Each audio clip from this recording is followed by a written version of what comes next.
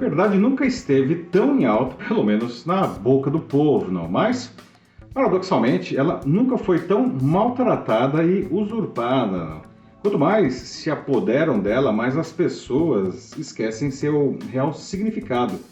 Na semana passada, um dos assuntos mais comentados foi a compra do Twitter pelo Elon Musk, né, que pagou 44 bilhões de dólares pela plataforma aí do Passarinho Azul, não? E a sua principal motivação teria sido, como ele mesmo disse, não na rede, restabelecer a liberdade de expressão. O homem mais rico do mundo significa que nada publicado nas redes deve sofrer qualquer tipo de moderação. Bom, isso seria verdade, né, se a gente vivesse em uma sociedade utópica em que todos, enfim, aproveitassem desse benefício de maneira responsável e civilizada, mas infelizmente estamos muito longe disso. E aos nossos olhos, a culpa parece ser sempre dos outros. Eu sou Paulo Silvestre, consultor de mídia, cultura e transformação digital, e essa é mais uma pílula de cultura digital para começarmos bem a semana, disponível em vídeo e em podcast. Bom, antes de seguir adiante com o tema, se você me acompanha sempre, deve ter notado que esse vídeo não foi publicado mais tarde que o normal, não, e que esse não é o meu ambiente de sempre, não. Que eu estou em Montreal, no Canadá, nessa semana, participando da missão comercial organizada pela Câmara de Comércio Brasil-Canadá, que acontece nessa semana aqui na cidade, em paralelo ao World Summit Americas 2022 AI, que é um dos maiores eventos do mundo na área de inteligência artificial. Então fique ligado nas minhas publicações nas redes nesses dias para, enfim, acompanhar junto comigo essa incrível jornada do conhecimento, não. Bom, mas voltando aqui ao tema do vídeo, não, todos nós temos nossas ideias, nossas vontades, nossos valores, enfim, não. E é natural que a gente queira que os outros concordem, pelo menos com parte disso tudo, seja porque, enfim, a gente acha que isso vai ser melhor para todo mundo, não, seja porque a gente estaria exercitando até aí o nosso egoísmo, não. Mas isso simplesmente não vai acontecer, não, porque cada um de nós tem as suas verdades, não, que acabam conflitando com as nossas, não, em algum ponto, não. Então, é um beco sem saída filosófico, não. As redes sociais elas têm um papel determinante nessa incapacidade crescente de lidar de maneira equilibrada e construtiva com as ideias dos outros. Os algoritmos reforçam os nossos valores e até preconceitos não, ao nos colocar em contato com muitas pessoas que pensam da mesma forma que nós. Isso faz com que tenhamos uma falsa certeza de que a nossa visão de mundo é a correta, né, tornando-nos intolerantes e até agressivos, né? A gente gostaria, né, de não ser incomodado, né, de viver, enfim, de acordo com o que a gente acredita, não. Mas existe muita coisa, inclusive o próprio jornalismo, por exemplo, não, que insiste em nos mostrar que o mundo não dá a mínima, não, para as nossas vontades e que a gente tem que aprender, ou reaprender, melhor dizendo, a conviver em harmonia dentro da sociedade, não. A gente bate no peito para dizer que a nossa opinião deve ser ouvida porque ninguém mais seria o dono da verdade, né? Só que isso é mais uma das falácias espalhadas nas redes sociais por aqueles que se beneficiam dessa cacofonia digital infinita, não? Sempre existiram donos da verdade por direito, não? Que são pessoas, empresas e instituições com grande reputação, construída, não, ao longo de anos e com muito esforço, e uma extensa ficha de serviços prestados à sociedade. E eles continuam existindo, não? A sua credibilidade não pode ser simplesmente descartada porque afirmam coisas dos quais discordamos, não? Então, jornalistas, professores, universidades, cientistas, enfim, muitos outros continuam tendo aí um papel fundamental para a manutenção da vida, né?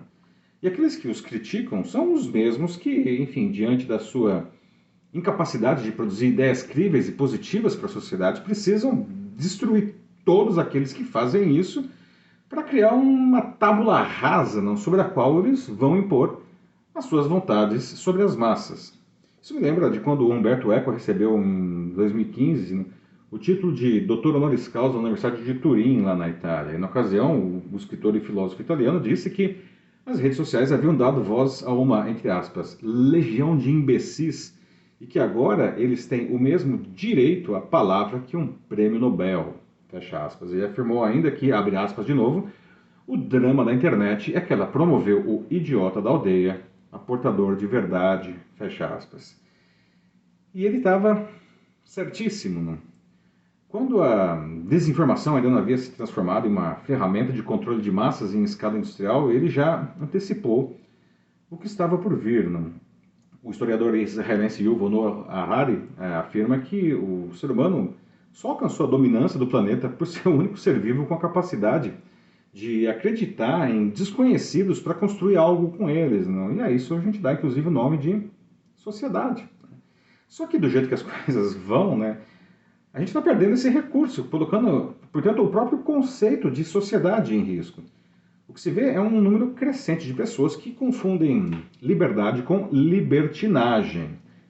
Quando todo mundo faz o que bem entende, sem respeitar leis ou regras, e principalmente sem respeitar a liberdade do próximo, não? A sociedade começa a derreter, né, dando espaço a uma anarquia. Não?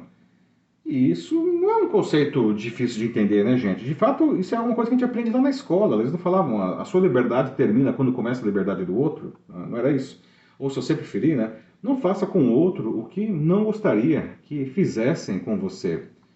Esse é um conceito basilar em qualquer grupo organizado no mundo, não é? E vinha funcionando bem nos últimos séculos, não é?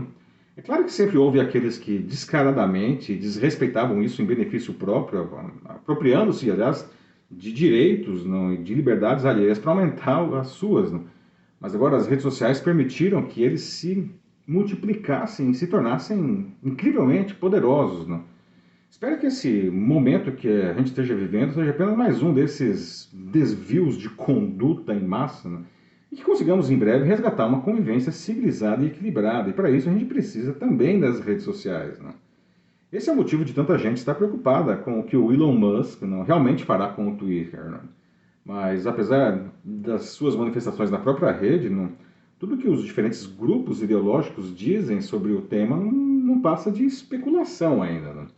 Musk ainda vai tomar ações que levem a plataforma à ruína. Não? Além disso, mesmo com o Twitter tornando-se aí uma empresa de um único dono agora, não, ela continuará sendo regulada e pressionada pelos órgãos de justiça do mundo todo, especialmente dos Estados Unidos, onde fica a sua sede. Né?